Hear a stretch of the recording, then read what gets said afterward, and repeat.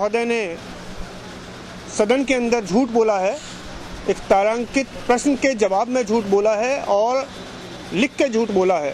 ये बहुत गंभीर बात है। कायदे से लोकतंत्र की मर्यादा के हिसाब से ऐसा नहीं होना चाहिए था, और अगर ऐसा हुआ है तो इसके बारे में अगर हमें बात करनी है तो विधानसभा में होनी चाहिए थी बात। ये बात विधानसभा के अंदर जो मीडिया के लिए कक्ष है वहाँ होनी चाहिए थी, लेकिन वहाँ नहीं हो रही। एक लंबी कहानी है किस तरह दिल्ली विधानसभा में लोकतंत्र का भी और मीडिया का भी दमन हो रहा है। ये एक अलग प्रसंग है जिस पर कि विस्तार से अलग से बात करेंगे। लेकिन आज जो आपसे बात करनी है, आज की जो पीसी है वो इस संदर्भ में है कि दिल्ली विधानसभा में 23 अगस्त को मेरे एक प्रश्न जो कि दिल्ली में शराब की जो बढ़ोतरी हुई है, शराब के नए लाइसेंस जो दिए गए हैं, उसके मामले में एक स्टार्ड क्वेश्चन पूछा गया, तारांकित प्रश्न पूछा गया। तारांकित प्रश्न वो होता है जिसमें कि संबद्ध मंत्री को आवश्यक रूप से जवाब देना होता है और उससे जुड़ा जो पूरक प्रश्न होते हैं उनका भी अनिवार्य रूप से जवाब देना होता है। ये मामला इतना गंभीर है कि सदन में प्रश्नकाल में 20 प्रश्न पूछने का रिवाज होता है, लेकिन ये मामला इतना गंभीर है कि पूरे 1 घंटे का प्रश्नकाल उस दिन केवल इसी प्रश्न पर केंद्रित रहा। और उसके बाद भी उप मुख्यमंत्री महोदय जो कि राजस्व मंत्री भी हैं, वो ना तो ठीक से जवाब दे सके, और जो जवाब उन्होंने लिख के दिए वो झूठे जवाब दिए, जो कि बहुत गंभीर तरीके से लोकतंत्र की अवमानना का मामला है और विधानसभा का जो सदन है उसकी अवमानना का मामला है। जो सदस्य हैं उनके विशेषाधिकार हनन का मामला है, जिसको ब्रीच ऑफ प्रिविलेज कहते हैं और ब्रीच ऑफ कंटेम्प्ट कहते हैं, उसका मामला है। तो मैं आपकी जानकारी में लाना चाह रहा हूं कि कल मैंने 5:45 पर विधानसभा की जो नोटिस ब्रांच है उसमें नोटिस दिया है ब्रीच ऑफ प्रिविलेज का, अवमानना का नोटिस का, कि उप मुख्यमंत्री ने विधानसभा सदन के अंदर झूठ बोला है और इस तरीके से सदन की अवमानना की है, विशेषाधिकार का हनन किया है। उनके खिलाफ ब्रीच ऑफ प्रिविलेज का मामला बनता है। इस पर कल के दिन मैं चाहूँगा, मैंने मांग की है कि सदन में इस पर चर्चा हो, और जो बहुत ही दूसरे नंबर के मुख्यमंत्री के बाद उप मुख्यमंत्री का दर्जा है पूरे सत्ता प्रतिष्ठान में, और उनके द्वारा सदन में सरासर झूठ बोला जाएगा, तो इससे ज़्यादा गंभीर स्थिति कोई हो नहीं सकती। तो वो किस प्रसंग में है, ये गंभीर दुर्घटना जो घटित हुई है लोकतंत्र के प्रति, उसके पीछे क्या जानकारी है, ये मैं आपके साथ साझा करना जरूरी समझता हूँ। प्रश्न था कि क्या दिल्ली में पिछले 1.5 वर्ष के कार्यकाल में, 1.25 वर्ष के इस विधानसभा के कार्यकाल में कुछ शराब की नई दुकानें खुली हैं। उसके मामले में अभी तक जो हमारा अनुभव था, 5 अलग अलग RTI दर्ज की गई, उन सब का अलग अलग उत्तर मिला। जब सदन में जवाब मांगा गया, सदन में जवाब देना मुख्यमंत्री की या उप मुख्यमंत्री की बहुत बड़ी जिम्मेदारी होती है, बहुत संवेदनशील जिम्मेदारी होती है। विधानसभा के या संसद के इतिहास में सदन के अंदर झूठ बोलने के कोई बहुत ज़्यादा उदाहरण हमको मिलेंगे नहीं, तो इसलिए ये संवेदनशील सवाल को वहाँ पूछा गया। उत्तर में जो सूचना मिली वो अपने आप में बहुत फजी सूचना है, बहुत ही भ्रामक सूचना है, अस्पष्ट सूचना है। फिर दूसरा प्रश्न था कि अगर कहीं कोई नया दुकान ठेका खोला जाता है, शराब का नया लाइसेंस दिया जाता है, तो क्या स्थानीय जनता से राय ली जाती है? अगर ली जाती है तो 1.25 साल के कार्यकाल में इस तरह के मामले क्या सामने आए हैं? सबसे ज़्यादा दुखद बात यह है कि इसके बारे में एक सरासर झूठ उप मुख्यमंत्री के द्वारा सदन के अंदर बोला गया, लिख के दिया गया कि वर्तमान में नियमानुसार आम जनता की राय आवश्यक नहीं है।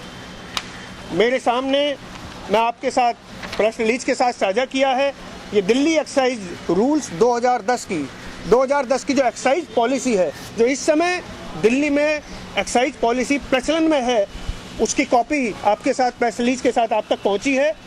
ये उसका 13वां पेज है, इसका 24वां पॉइंट है, जो कि ये बताता है conditions for grant of licence for consumption on the premises.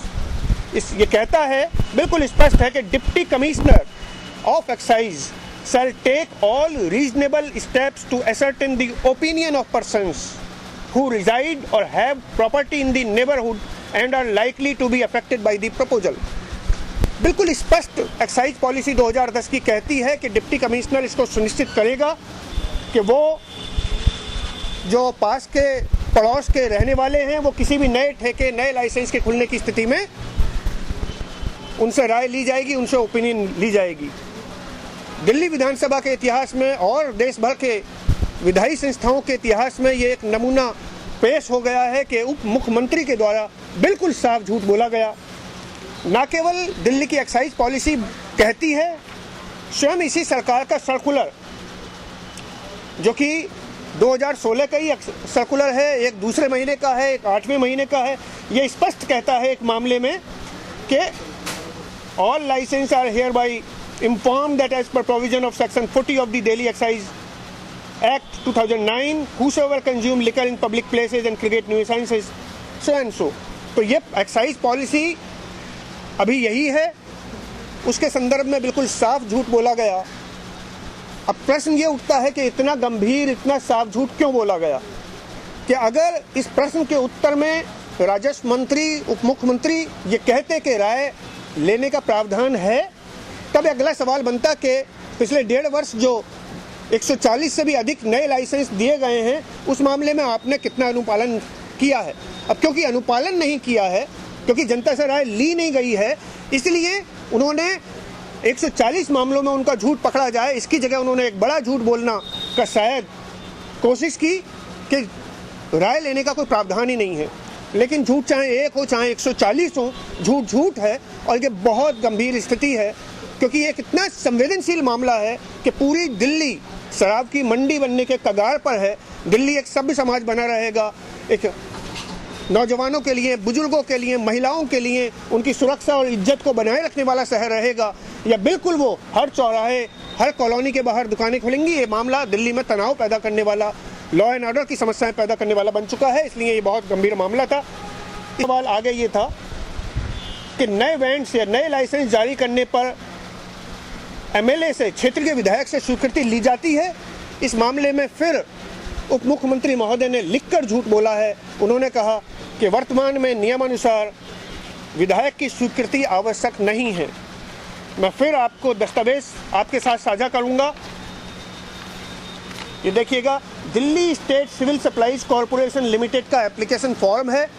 आपको अगर कोई भी, किसी को भी L10 नाम का लाइसेंस चाहिए, L2 नाम का, L10 में आपको तकनीकी भाषा में नहीं फंसाना चाह रहा। L10 का मतलब ये है, किसी भी शॉपिंग मॉल में अगर आपको कोई नया लाइसेंस खोलना है तो उसका ये फॉर्म है। इस फॉर्म का 18वां बिंदु कहता है whether NOC of area MLA has been enclosed. बिल्कुल स्पष्ट ये फॉर्म कहता है कि आपको अगर किसी भी शॉपिंग मॉल में कोई नया लाइसेंस लेना है, नई दुकान खोलनी है, तो उसमें संबद्ध जो एरिया MLA है उसका NOC लेना, उसका अनापत्ति प्रमाण पत्र लेना अनिवार्य है। वो उस फॉर्म के साथ ही लगना है।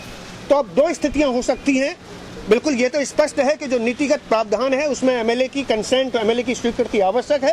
अब प्रैक्टिसेस में कई जगह ये नहीं ली गई है। नहीं ली गई है तो क्षेत्र के विधायक का जो जिम्मेदारी और अधिकार है उसका उल्लंघन हुआ है। कई जगह ली गई है, कई जगह क्षेत्रीय विधायकों ने वो NOC शायद दी है। अब उसको छुपाने की कोशिश हो रही है, क्योंकि जनता के अंदर रोष पैदा हो रहा है कि उनकी रिहायशी के पास अगर कोई मॉल है या मॉल के नाम पर छोटी मोटी कोई दुकान है, उसके अंदर नई नई दुकानें खोली गई हैं। उस मामले में एरिया MLA को संज्ञान में लिया गया है, नहीं लिया गया। इसी के साथ मैं आपके साथ तीसरा दस्तावेज आपके सामने साझा करना चाहूँगा। मेरे खुद विधानसभा क्षेत्र तिमालपुर के अंदर एक नेहरू विहार इलाका है, जहाँ की बहुत ज़्यादा छात्र रहते हैं, कोचिंग करते हैं, IAS की तैयारी करते हैं। वहाँ एक वर्धमान मॉल के अंदर 3 दुकानें, एक बहुत छोटे से परिसर के अंदर 3 शराब की दुकानें खोली गई हैं। और उसके विरोध में कई बार दिल्ली पुलिस को आरोपित किया जाता है। दिल्ली पुलिस के SHO जो संबद्ध थाने के थानाध्यक्ष हैं, उन्होंने एक्साइज कमिश्नर को लिख के दिया है कि नेहरू विहार में ये जो 3 ठेके हैं वर्धमान मॉल के अंदर, उनको बंद किया जाए। इनसे लॉ एंड ऑर्डर की प्रॉब्लम हो रही है, छात्र और छात्राओं का जीना दुभर हो रहा है। ये दिल्ली पुलिस का थानाध्यक्ष लिख कर दे रहा है, लेकिन उस पर कोई कार्रवाई नहीं होती। एक्साइज पॉलिसी का प्रावधान ये कहता है कि एरिया MLA की स्वीकृति उसमें आवश्यक है। इस मामले में कभी मुझसे कोई जानकारी नहीं मुझे दी गई, मुझसे कोई स्वीकृति स्थानीय MLA होने के नाते नहीं ली गई। तो पहली बात तो सदन के अंदर झूठ बोलने का एक बहुत गंभीर काम हुआ है, जिसमें कि डिप्टी CM ने ये झूठ बोला है कि एरिया MLA से राय लेने का कोई प्रावधान आवश्यक नहीं है, स्थानीय जनता से प्रावधान नहीं है राय लेने का। और प्रैक्टिसेस में जो धोखाधड़ी हुई है जनता के साथ, जनता से विश्वास लेने का पहले से प्रावधान है लेकिन नहीं लिया गया है। ये एक बहुत बड़ा लोकतंत्र का और जनता के अधिकार का हनन हुआ है। तीसरा जो बड़ा झूठ सामने आया है वो ये कि डिप्टी सीएम ने विधानसभा में 23 तारीख को कहा है कि मोहल्ला सभाओं को हम अधिकार दे रहे हैं। पहली बार जनता को, देश के इतिहास में पहली बार जनता को ये अधिकार दे रहे हैं कि शराब की दुकानें खुलें या बंद हों, इसका वो अधिकार होगा। ये बात फिर मैंने बार बार ये पूछा कि महोदय, मोहल्ला सभा को किस कानून के अंतर्गत वो अधिकार दिया है।